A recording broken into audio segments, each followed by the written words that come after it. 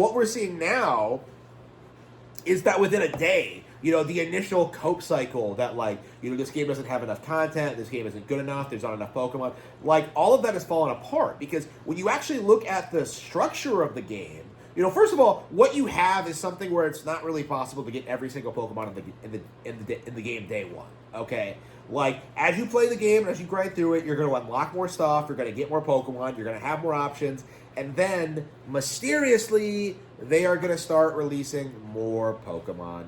Like, this is the thing that these people just don't understand, is that Pokemon Champions, from a business model standpoint, is pretty much industry standard when it comes to mobile games. People were treating this like a full $60 release when it was a free-to-download game.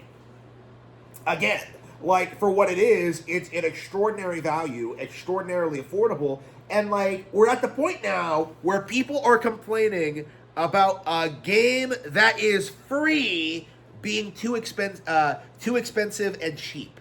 It's like, what are you talking about?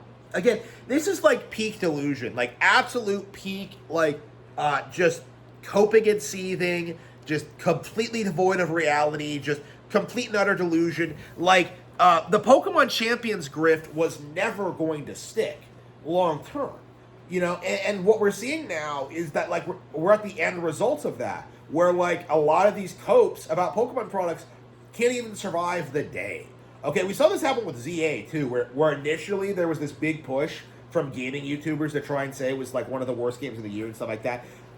It went on to be a beloved classic, and sold over 11 million units. Okay, like, Legend ZA was awesome. Pokemon Pokepia, like, not even the most hardcore grifters tried going after that one. Although they tried to spin it as this idea that, like, Koei Tecmo was a way more competent studio than Game Freak, even though Pokepia is nothing like Pokemon, like mainland Pokemon. It's its own thing. So, like, again, what we're seeing now is that, like, people keep railing against Pokemon, trying to downplay the IP, and they just keep hitting a brick wall. Like, the simple fact of the matter is that, like, the fans are devoted to an extremely high quality franchise. Okay,